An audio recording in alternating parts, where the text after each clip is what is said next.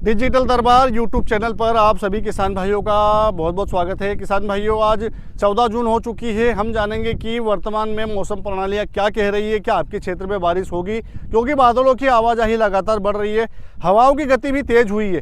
तो संभावनाएं क्या ऐसी बन रही है कि मध्य प्रदेश में बारिश होगी, इसके विषय में हम जानकारी लेंगे। और साथ में मानसून ने क्या प्रगति करी है, मध्य प्रदेश में मानसून की एंट्री कब तक हो सकती है, क्या बुआई की तारीख लेट होगी या अभी 1-2 दिन में बुआई होगी। जो भी गतिविधियां हैं मैं आप लोगों के लिए सूचना फिर लेकर आया हूं। तो सबसे पहले निवेदन यही करूंगा कि चैनल पर आप पहली बार आए हैं तो चैनल को सब्सक्राइब कर लीजिएगा, क्योंकि जानकारियां जुटाने में काफ़ी टाइम लगता है और काफ़ी मेहनत लगती है। इतनी व्यस्तता के बाद भी आप लोगों के लिए जानकारी लेकर आया हूँ, तो ध्यान से सुनिएगा, वीडियो को पूरा देखिएगा कि मैं क्या कहने वाला हूँ, कहाँ पर बारिश होने वाली है और मानसून की एंट्री कहाँ तक हुई है। आज 14 जून हो चुकी है और पिछले पूर्वानुमान के अनुसार, जैसा कि मैंने बताया था कि मध्य प्रदेश में एक बार बारिश का स्पेल बढ़ेगा, उसी के अनुसार आप लोगों ने देखा होगा जो आगर मालवा के किसान जुड़े हुए हैं, शायद वो जानते होंगे, या फिर सीहोर के क्षेत्र के या शाजापुर के, मतलब ये जो 3-4 ज़िले मैंने बताए हैं, इनमें पेचेस में टुकड़ों में बारिश कल 13 जून को दिखाई दी है। एक समान बारिश कहीं पर भी नहीं हुए, अर्थात आगर मालवा की जैसे मैंने बात करी तो ऐसा नहीं है कि पूरे आगर मालवा में एक समान बारिश हुई है, टुकड़ों में हुई है। मतलब आगर मालवा के 5 से 7 गांव ऐसे थे जिसमें मध्यम से तेज बारिश कुछ जगहों पर दिखाई दी, 3-4 गांव ऐसे थे जहां पर हल्की बारिश दिखाई दी, अधिकांश गांव ऐसे थे जहां पर बादलों की आवाजाही दिखाई दी।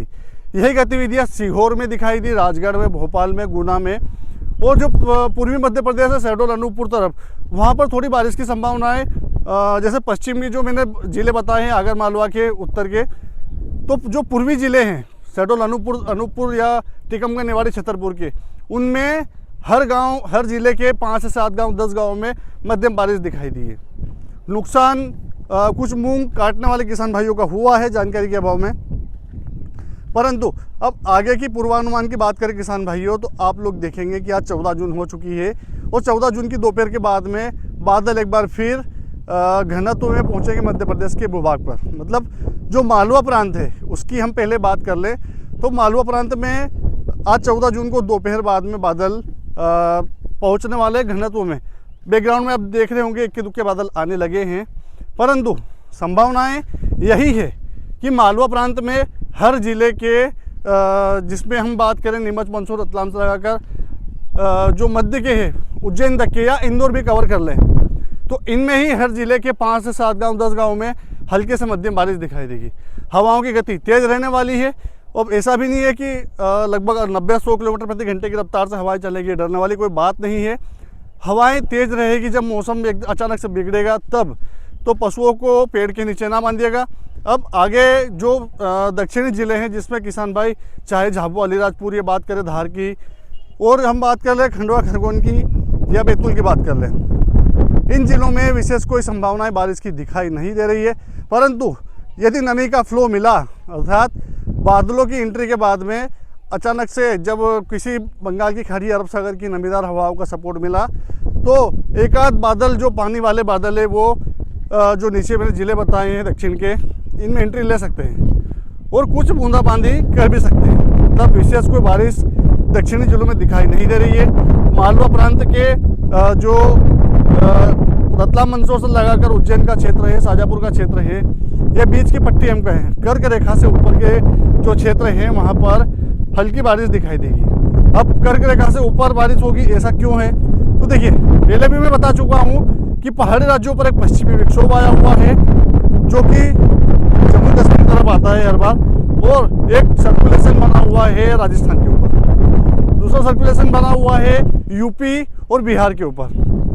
तो ये जो 2 सर्कुलेशन बने हुए हैं, इनको एक ट्रफ रेखा आपस में कनेक्ट कर रही है। इधर अरब सागर की जो मॉइस्चर है वो भी इस ट्रफ रेखा में जाके टकरा रहा है, अर्थात 3 तरह से सपोर्ट बादलों को मिल रहा है। तो जो कर्क रेखा से ऊपर के क्षेत्र है या ऊपर के ज़िले हैं उत्तर के, इनमें बारिश की गतिविधियाँ टुकड़ों में, पेचेस में हल्की से मध्यम दिखाई देगी। नीचे आते आते कमज़ोर हो जाएगी, जो सिस्टम है उसका असर कमज़ोर हो जाएगा। कमज़ोर होने के बाद में इंदौर की बात कर लें, हम धार की बात कर लें, या हम बात कर लें जो पूर्वी क्षेत्र है इनकी, तो पूर्वी जिलों में कोई विशेष बारिश तो नहीं है, क्योंकि असर उधर भी ज़्यादा दिखाई नहीं दे रहा है। परंतु जो कर्क रेखा से नीचे के सटे हुए क्षेत्र है, जिसमें इंदौर भी कवर हो सकता है। इनमें मतलब बात कर ले इंदौर की तो 5 से 7 गांव 8 गांव ऐसे रहेंगे जहां पर धूल भरी आंधी के साथ में, मेघ गर्जना के साथ में हल्की बूंदाबांदी या मध्यम रेंज की बारिश आप लोग देखेंगे। अब मानसून की बात कर ले किसान भाइयों, हालांकि जो राजस्थान के किसान भाई जुड़े हुए हैं, तो जो नीमच से लगाकर आगर मालवा का क्षेत्र है, इससे यदि आप जुड़े हुए हैं तो हल्की से मध्यम बारिश आपको भी दिखाई देने वाली है। ऊपर में चले हम राजस्थान के, तो आप देखेंगे कि जयपुर, जोधपुर, बीकानेर, बांसवाड़ा, डूंगरपुर तक भी हल्का असर इस सिस्टम का दिखाई देगा, क्योंकि बारिश तो ऊपर से आ रही है। जैसे कि जो उत्तरी राज्य है, जहाँ पर जम्मू कश्मीर या एक सर्कुलेशन जो राजस्थान के ऊपर बना हुआ है, इसके प्रभाव से हरियाणा, पंजाब और राजस्थान, यहाँ तक कि दिल्ली भी इस सिस्टम से कनेक्ट होंगे और बारिश की गतिविधियाँ टुकड़ों में, पेचेस में देखेंगे। उत्तरी राज्यों में ज़्यादा संभावनाएं हैं, राजस्थान में आते आते कम हो जाएगी, मध्य प्रदेश में आते आते और कम हो जाएगी।